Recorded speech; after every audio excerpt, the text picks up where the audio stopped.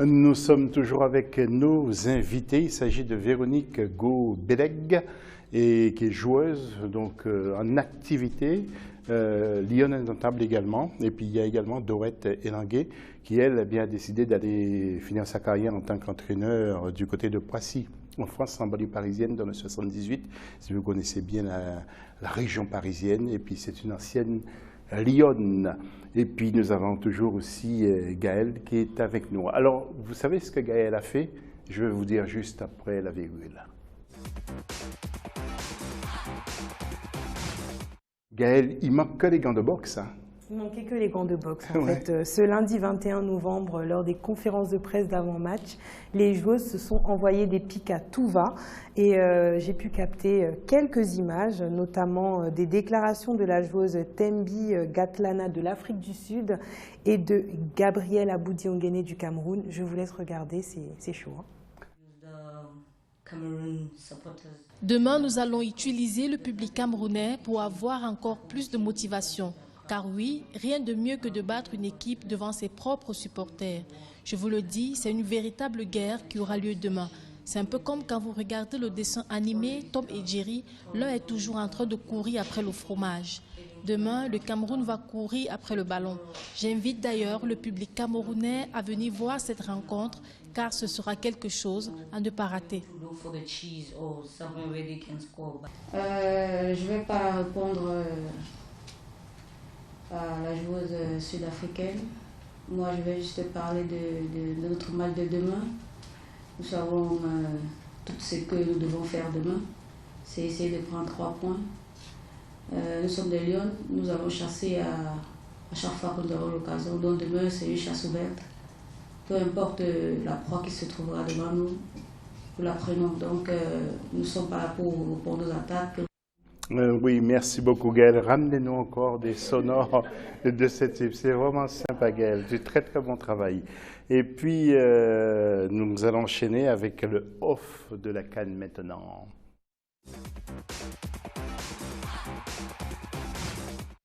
Voilà, c'est une grosse équipe qui travaille pour vous sur cette CAN féminine. Et justement, Viviane Baoken a pris sa caméra et est allée voir la capitaine de l'équipe sud-africaine qui parle de l'amateurisme toujours dans ce football féminin sud-africain. Écoutez ce qu'elle dit.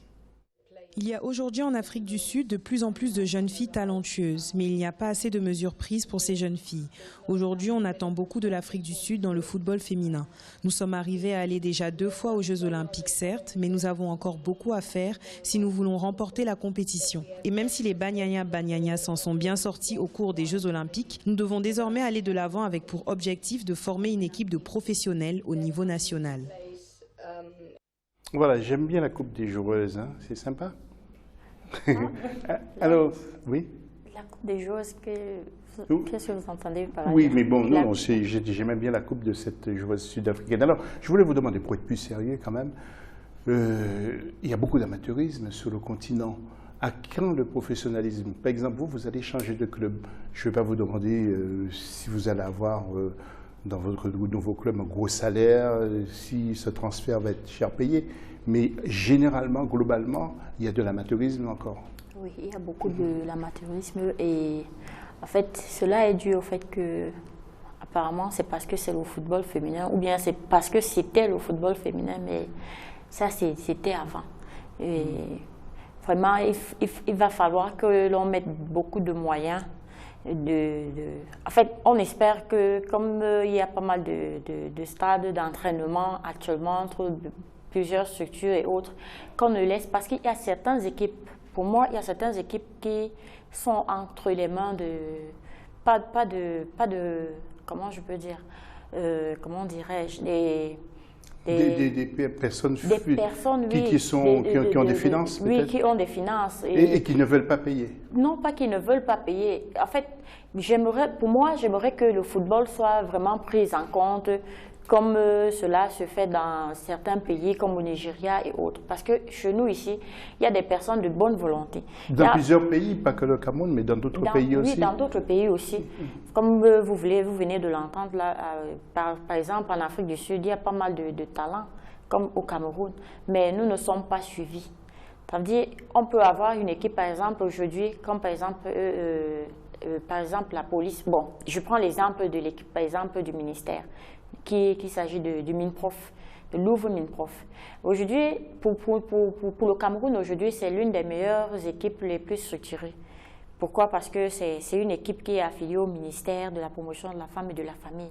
Mais hormis ça, il y a pas mal d'autres équipes qui n'ont pas cette occasion-là, qui n'ont pas cette chance d'avoir Justement, vous voulez dans son appel qu'il y ait des capitaux privés qui viennent dans ce football féminin, voilà, et pour vous motiver peut-être encore plus, parce que ça peut donner des idées, des envies, un peu plus d'envie aux jeunes filles, justement, peut-être aussi de venir sur des terrains de football, non? Moi, je pense que la CAN, c'est une vitrine. Elle est bienvenue pour attirer ces personnes-là qui ont envie, qui sont encore dans l'ombre et qui vont voir que c'est du football. Après, on dit football féminin, mais ça reste du football.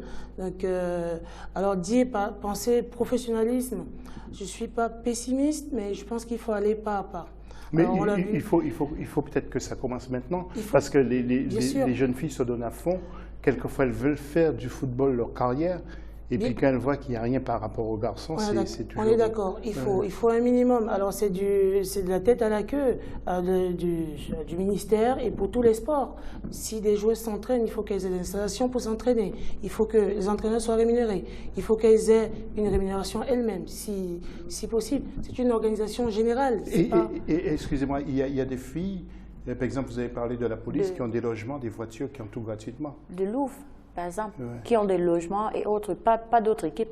Par exemple, il y a par exemple, il y a une équipe comme par exemple, en fait, elle n'existe plus aujourd'hui, qui était AS Police par exemple, bon, qui était une équipe de la police parce que c'est le nom que AS Police, mais hormis cela, on parlait de salaire que par exemple les joueuses ne percevaient pas, on parlait de primes d'entraînement que les joueuses ne percevaient pas, mais ces joueuses venaient aux entraînements.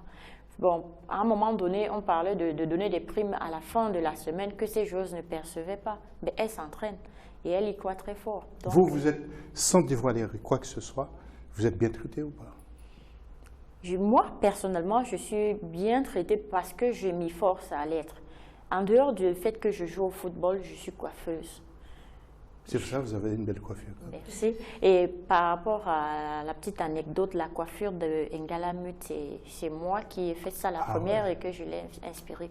Eh bien, c'est superbe ça. Nous allons passer maintenant au plus du MAG.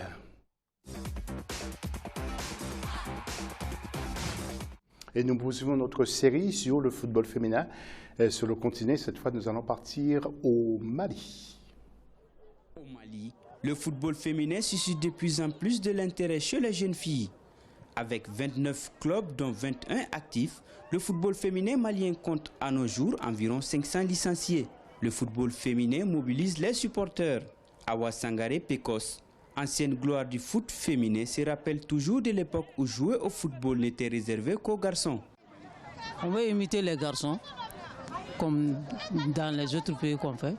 On veut être au même titre que nos garçons maintenant. On ne veut pas nous laisser battre, quoi. On est trop confiants en nous pour que le foot féminin se développe bien au Mali, pour que les autres sœurs nous rejoignent, quoi.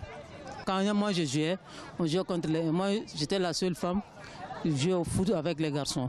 Maintenant, il y a des équipes féminines dans tout le district de Bamako. Bon, je crois qu'il y a eu l'amélioration. Ce n'était pas dans mon temps passé, quoi. En 12 éditions de la Coupe d'Afrique féminine, le Mali sera à sa 6e participation au Cameroun.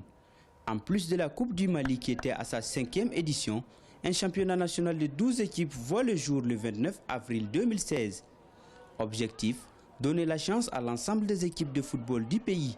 En effet, la forte concentration des clubs dans la capitale pénalise les clubs des régions. Le championnat national, on l'avait planifié depuis, et c'est seulement cette année que ça a pu voir le jour. Et qui parle de championnat parle de moyens financiers. Et la fédération a mis les paquets cette année pour nous accompagner pour qu'on puisse démarrer ce championnat national. Parce que pour parler du développement du football féminin au plan national, ça passe par le championnat national. Il faut que toutes les régions participent. Et donc ça a créé l'engouement voulu. Et le résultat, on l'a ressenti au niveau de l'équipe nationale. Le football féminin malien compte des professionnels en Europe et en Afrique, particulièrement en Guinée équatoriale. Le football féminin malien reste sans soutien. Sans préparation digne d'une équipe nationale, les Aigles dames font avec le moyen du bord tout en espérant créer la surprise au pays des lions indomptables. Voilà, peut-être dans 5 ans encore, on risque d'en parler. Hein. C'est bien, hein. Belle promotion pour le football féminin, Dorette. C'est une belle promotion. Il faut un début à tout. Du coup, là, il y a beaucoup plus de licenciés. Même si la qualification a été sur le tapis vert, elles sont là, elles ont des choses à montrer. Et je pense qu'avec le temps, ça va pouvoir s'améliorer. Voilà, Bamako, ça se développe. Dans les districts, hein, pas mal d'équipes. Bien sûr. Ouais, c'est une bonne chose. La pastille maintenant, la minute Jobel consacrée aujourd'hui au Zimbabwe.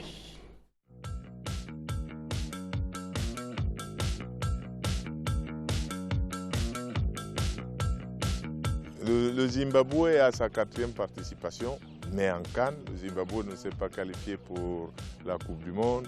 Et le Zimbabwe, je pense que les autres devront se méfier dans la mesure où on sait quel est le tempérament du sportif anglophone au départ. Ce sont des gens qui ne doutent pas beaucoup.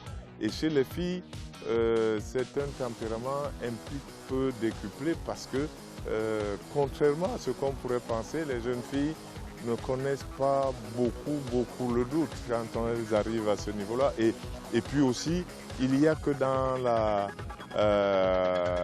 la zone du Zimbabwe, dans la zone australe, il y a une grosse organisation du football féminin, donc il y a des équipes, il y a une grosse motivation et ça va certainement jouer dans ce groupe. À voir l'Afrique du Sud et le Zimbabwe, il y a quelque part une espèce de dynamisme régional qui pourrait se terminer en rivalité régionale.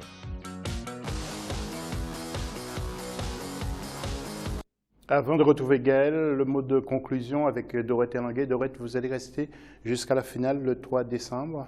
Je suis là pour toute la compétition et je pense qu'on a de belles choses à voir, des filles qui vont proposer beaucoup de belles choses sur le terrain et on se rend compte que le football féminin c'est plus du football de rue comme on disait tout à l'heure, c'est du football tout court et qui a des déplacements tactiques, des duels, des centres, des frappes, des gestes techniques incroyables et j'appelle ici le public à venir demain encourager nos lions indomptables. Oui, Dorette, vous nous dites peut-être pas tout, mais vous n'allez pas repartir les mains vides. Vous allez ramener des filles à Poissy. À Poissy? Oui. On ne sait jamais. Pour l'instant, je crois que les filles sont elles sont sous contrat. Donc après, les périodes de mercato vont s'ouvrir. Et pourquoi pas, on ne sait jamais. Le football réserve des surprises. Tout à fait. Véronique Go-Beleg, vraiment très heureux de vous avoir accueilli aussi. Tout comme Dorette, un petit mot de conclusion. En fait, pour moi, j'invite pas mal de spectateurs, surtout pas mal de Camerounais et de Camerounaises à venir supporter les Lions demain. Pourquoi? Parce que jamais... Alors demain, c'est ce mardi, hein? Ouais, c'est mardi. Tout à l'heure. Oui, tout à fait. Mais on s'est compris, ne vous inquiétez pas. Donc vous attendez beaucoup de supporters. Plus de supportrices ou plus de supporters, tout? Que ce soit supporters, que ce soit supportrices. Parce que faites du bruit. Oui, que ce soit vraiment... Parce que les Lions sont à la place. C'est simple. Merci, mesdames, d'être passées. Juste après ceci, Gaël Onana pour la conclusion.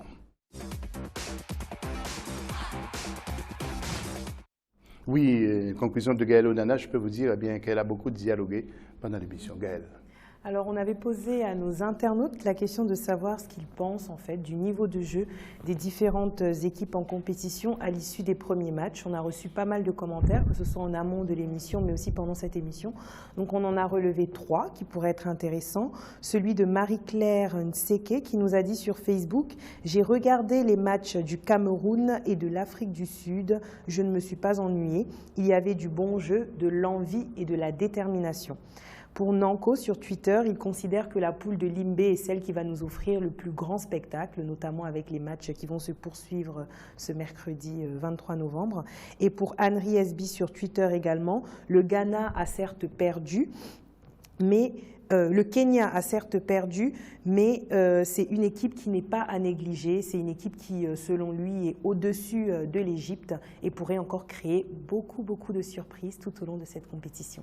Voilà, Benguel, merci. Revenez-nous demain, je l'espère. Prenez soin de vous, mesdames également. Donc, Véronique Gou-Beleg, ainsi que Dorette Elangui. Bon retour du côté de Prassy. Merci de nous avoir suivis. Restez fidèles à Africa 24. D'autres infos dans quelques instants sur nos antennes.